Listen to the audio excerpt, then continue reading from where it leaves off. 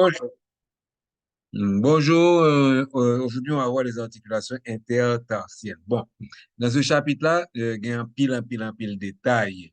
Et normalement, faut qu'on non-articulation et connaître les noms des ligaments, mais ce ne sera pas la peine de voir tous les détails qu'il y a dans les articulations intertarsiennes. Là, qui est bien important.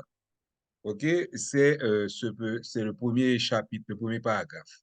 Les nombreuses articulations synoviales unissant les os du torse assurent des mouvements complexes qui sont l'inversion et l'éversion d'une part, la supination et la pronation du pied d'autre part. Donc, définition, quatre mouvements, ça, il est assez important. Et avec les articulations, le nom des articulations. Ainsi, l'inversion, c'est lorsque on prend plat pied A et puis il peut regarder médialement, en dedans. OK? Tandis que l'éversion, c'est le sens contraire, c'est le plat pied A pour regarder et c'est regarder et en dehors. La pronation, à ce moment-là, dans la pronation, ou bien bon pied latéral, donc en dehors, il levé, mais gros orteil là, l'autre partie arrêtée à plat au sol.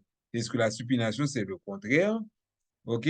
C'est partie qui bon gros orteil là qui va lever, tandis que bon qui est en dehors, OK? Du côté du petit doigt, du cinquième doigt, OK? Il est collé sous sol. Donc, supination, pronation et supination, ils ont un avantage, c'est qu'ils permettent le wap marcher son route qui gagne roche, qui gagne ça, les inégalités, que ou toujours on partit un pied qui est à terre. Exemple, comme tu apprends, c'est sous pour un poupée. Poupée en bas plat pied à du, donc il pape qu'à marcher sur roche.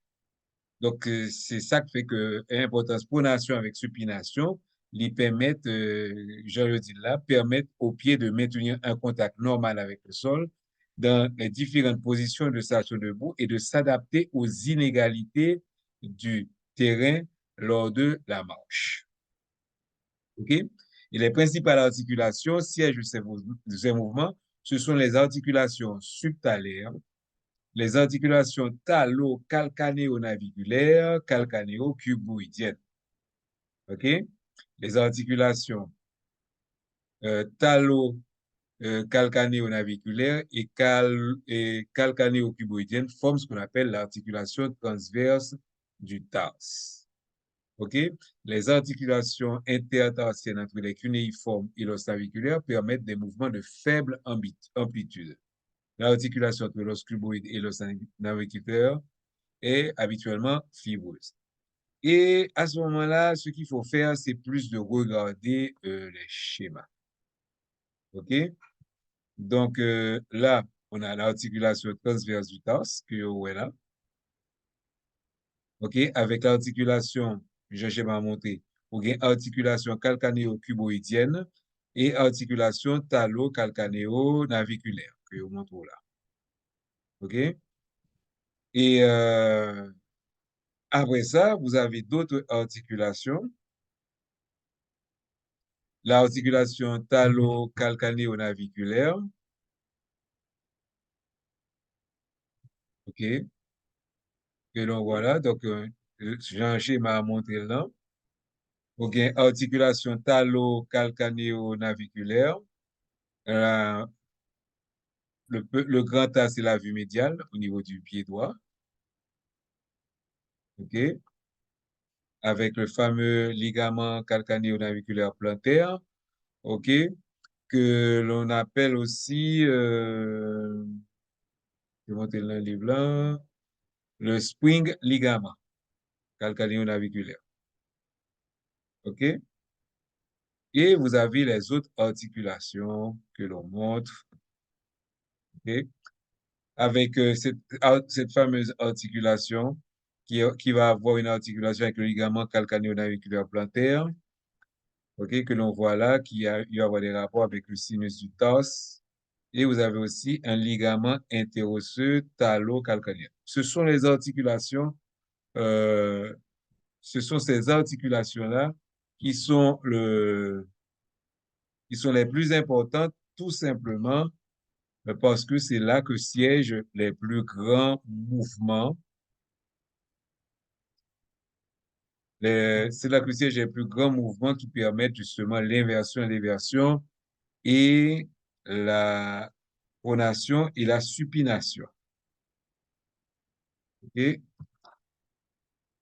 Ce qu'on appelle les articulations transverses du temps. C'est-à-dire que parmi toutes les autres articulations, on a des mouvements de cisaillement, tout et tout, mais s'ils ne sont pas de grande amplitude. Donc, il faut retenir l'articulation transverse du tarse, ok, l'articulation calcanéo-cuboïdienne et l'articulation talo-calcanéo-naviculaire. Ok, maintenant, se référer aux surfaces articulaires qu'on avait trouvées pour pouvoir les comprendre. Donc, c'est pour ça, pour le squelette, c'est tout, mais il faut voir les fractures de la cheville. Donc, je ne sais pas si je vais faire une formation spéciale pour les fractures de la cheville, parce que il y a le mécanisme que cela se fasse en inversion ou en éversion qui va expliquer comment se font les fractures. Donc, les fractures de la cheville. Une connaissance de l'anatomie de la cheville est nécessaire pour comprendre la grande variété des fractures qui peuvent survenir au niveau de la cheville et à son pourtour. La cheville et ses structures annexes peuvent être considérées comme un anneau ostéofibreux orienté dans un plan frontal. La partie supérieure de l'anneau est formée par l'articulation entre les extrémités de la fibula et du tibia et par l'articulation de la cheville elle-même. Les côtés de l'anneau sont formés par les ligaments qui unissent les malléoles latérales et, médiales aux os du tarse adjacent. Et les parties inférieures de l'anneau ne concernent pas la cheville, mais comprennent l'articulation subtalaire, donc sous le talus, et ses ligaments. Visualiser la cheville et ses structures annexes comme un anneau ostéofibreux permet au médecin de voir le type de trouble pouvant résulter d'un traumatisme défini. Par exemple, un traumatisme en éversion peut fracturer la malléole médiale et déchirer les ligaments amarrant la malléole latérale des os du corps. OK? Mais le plus souvent, ce qu'on va avoir, on va avoir une fracture de la malléole médiale. Cette fracture-là sera oblique. Et si les ligaments sont assez forts, ils vont plutôt arracher la malléole latérale qui, elle, le trait de fracture sera horizontal. Donc, on le reverra avec des schémas. L'anneau peut être rompu non seulement par des lésions des os qui produisent des fractures, mais aussi par des lésions ligamentaires. À la différence des fractures, les lésions ligamentaires ne peuvent être décelées par des radiographies standards. On se rappelle, la radiographie standard en elle-même, c'est ossements liés. Ouais. OK, les ligaments, les cartilages ne sont pas visibles. Quand une fracture est décelée sur des radiographies standards, le médecin doit toujours penser aux ruptures ligamentaires associées possibles. La simple palpation de la région est pour moyen et ou après que il fait mal. Donc à ce moment-là, on peut suspecter atteinte ligamentaire. Donc, ça veut dire qu'à la clinique, la palpation de l'os est indolore et l'oral est plus bas que les malléoles, que ce soit latéral ou médial, on va le sentir douleur, c'est-à-dire au niveau, ou surtout les ligaments qu'on avait vus, au niveau de la cheville. Maintenant, les critères d'Ottawa. Après traumatisme de la cheville, une évaluation clinique peut être faite suivant les critères d'Ottawa dont le but est de réduire les examens complémentaires, notamment les radiographies, et de renseigner sur la gravité éventuelle des lésions. Les radiographies seront demandées dans les cas suivants. Vous avez une douleur à la palpation des 6 derniers centimètres de la face postérieure du tibia. OK? Et si vous faites un petit tapoté, la douleur va augmenter. Vous avez une douleur à la palpation des 6 derniers centimètres de la fibula et même genre de votre tapoter fibula ou objet de douleur. Et la marche 4 pas est impossible après le traumatisme. Donc, des radiographies du pied seront pratiquées dans les cas suivants. Douleur à la base du 5e métatarsien, douleur au niveau de l'os naviculaire, impossibilité de faire 4 pas immédiatement après le traumatisme, ou un bail qui est simple pour appréhender mon ancêtre qu'à camper son un seul pied. Voilà. C'est tout ce que j'avais à dire pour ça. Et comme j'ai dit, on va pas, c'est pas la peine de voir tous les détails. Vous devez simplement reconnaître les os, reconnaître les articulations et l'articulation qui est la plus importante. Ok, merci et à la prochaine vidéo.